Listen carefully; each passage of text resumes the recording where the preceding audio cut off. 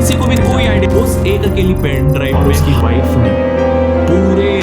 काफी बार ऐसा होता है कि हम ऑनलाइन किसी स्ट्रेंजर से बात करते हैं, उसके साथ फोटोज या वीडियोस शेयर करते हैं, डिटेल्स डालते हैं, और ये कोई बिग डील है कि एक छोटी सी गलती आपको एक ऐसे जाल में फंसा दे जिससे आपकी जिंदगी बर्बाद हो। Imagine a place on the internet जहाँ पर लोग पैसे देकर इंसान को टॉर्चर होते हुए देखते हैं। ये सिर्फ एक हॉरर स्टोरी नहीं, लोग कहते हैं ये एक रियल चीज होती है। बट द क्वेश्चन इज, क्या ये सच है या फिर एक बस मिस्ट्री? तो आइए जानते हैं इस वीडियो में हम डार्क वेब के बारे में।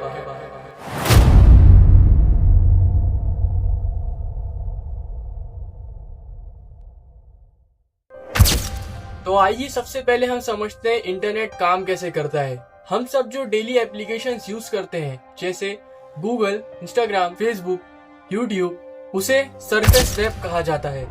ये तो सिर्फ एक छोटा सा इंटरनेट का पार्ट है, अराउंड 5%। और सरफेस वेब के नीचे आता है डीप वेब, जहाँ पर लोगों का प्राइवेट डेटा को स्टोर करा जाता है, जैसे कि emails, bank details, academic records, जो कि हम पब्लिकली किसी को भी दिखा नहीं सकते हैं। वो चीजें डीप वेब पर स्टोर करी जाती है। सरफेस वेब हो गया, फिर हो गया डीप वेब, एंड देन उसके बाद आता है डार्क वेब। डार्क वेब को आप नॉर्मली ऐसे सर्च करके एक्सेस नहीं कर सकते। इसके लिए आपको पायरेटेड सॉफ्टवेयर चाहिए या तो पायरेटेड ब्राउजर चाहिए। ऐसे बहुत सारे पायरेटेड ब्राउजर होते हैं जो कि हैकर्स यूज करते हैं, पर जो सबसे पॉपुलर होता है वो है टॉर ब्राउजर। इस टॉर ब्राउजर पे लोगों की आइडेंटिटी जो होती है वो एकदम एनोनिमस होती है, जिस वजह से इनको ट्रैक करना इजी नहीं होता। इसी वजह से दूसरे ब्राउजर जैसे क्रोम हो गया और वेब ब्राउजर हो गया, उन सबको हटाकर टॉर ब्राउजर को थोड़ा डेंजरस भी माना जाता है, क्योंकि इस टॉर ब्राउजर पे डार्क वेब इजीली आप एक्सेस कर सकते हैं। बस थोड़ी सी कोडिंग आनी चाहिए और थोड़ा सा हैकर्स के साथ कनेक्शंस बनाना है। तो इसके अराउंड बहुत ज्यादा इलीगल एक्टिविटीज एकदम आम हो चुकी है। इस वजह से टॉर ब्राउजर को जो है रिस्ट्रिक्ट करा जाता है नॉर्मल यूजर्स के लिए। और इसी तरह डार्क वेब के अराउंड शुरू हुआ था एक नया कॉन्सेप्ट जिसे हम कहते हैं रेड रूम्स।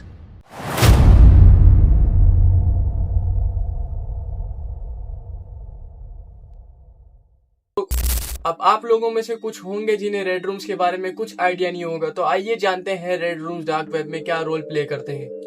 रेड रूम्स का जो आइडिया है डार्क वेब में बिल्कुल सिंपल है, पर उससे भी ज्यादा डेंजरस है उसका कॉन्सेप्ट। लोग कहते हैं डार्क वेब पर लाइव स्ट्रीम्स चलती हैं जहां पर लोगों को टॉर्चर किया जाता है, उसी चीज को कहा जाता है रेड रूम।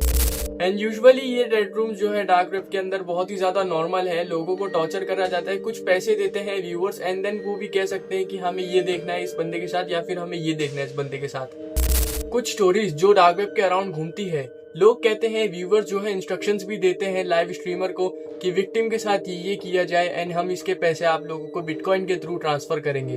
अब आप लोग सोच रहे होंगे सारी की सारी पेमेंट जो है क्रिप्टो करेंसी या बिटकॉइन के थ्रू क्यों होती है, क्योंकि बिटकॉइन और क्रिप्टो करेंसी एक ऐसी चीज है जिसका इजीली ट्रैक होना आसान नहीं है। लेकिन सोचने वाली बात तो ये है, बिटकॉइन देना या कुछ भी करना, पर एक इंसान सामने वाले इंसान को टॉर्चर होते हुए वो भी पैसे देकर करना कैसे हो सकता है? पर क्या ये एक्चुअली में एग्जिस्ट करता है या फिर बस एक कहानी है?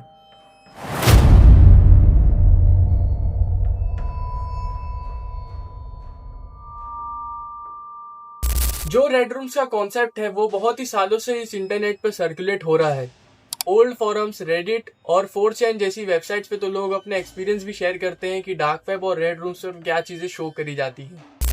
पर ओल्ड फोरम्स, रेडिट या 4chan जैसी वेबसाइट पे जो अपना एक्सपीरियंस शेयर करते हैं, इनमें बस एक ही प्रॉब्लम होती है, वो होता है कि इनके पास कोई एक सॉलिड प्रूफ नहीं होता कि ये वीडियो इन्होंने देखी है। ना ही कोई वेरीफाइड वीडियो और ना ही कोई ऑफिशियल वेबसाइट, सिर्फ बस एक एनोनिमस क्लेम किया जाता है कि हमने ये एक्सपीरियंस आपके साथ शेयर किया। और इंटरनेट पे जब कोई चीज बार बार रिपीट होती है तो वो कोई सच जैसी लगने लगती है। इसी वजह से रेड रूम्स का मिथ भी और स्ट्रॉन्ग हो गया।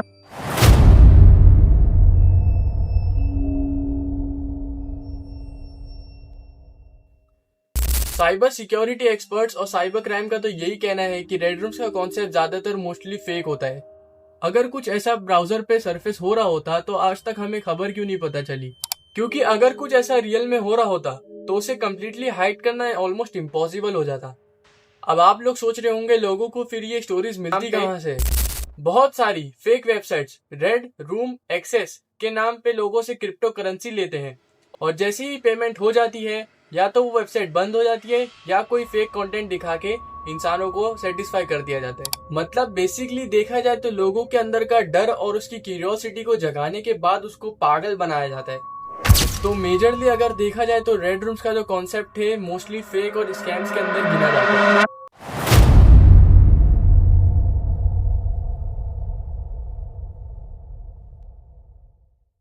अब जो है फाइनल क्वेश्चन, क्या रेड रूम एग्जिस्ट भी करते हैं? अब तक कोई रेड रूम्स के बारे में सॉलिड प्रूफ न मिलने के कारण इस चीज को मिथ या तो स्कैम ही कहा जाता है। लेकिन रेड रूम्स को अगर एक साइड में रखा जाए और डार्क वेब को तवज्जो दी जाए तो हमें पता चलता है कि डार्क वेब तो रियल चीज है और वहां पे जो है गन्स, मर्डर्स एक्सेट्रा बहुत सारी चीजें इलीगल एक्टिविटीज परफॉर्म करी जाती है। इतनी सारी स्टोरीज को कम्प्लीटली डिनाई करना भी आसान नहीं होता, इसीलिए हम कह सकते हैं कि डार्क वेब भी रियल चीज है। कभी कभी सबसे डरावनी चीज इंसान को वही लगती है जो चीज एग्जिस्ट नहीं करती, वैसे ही जैसे रेड रूम्स।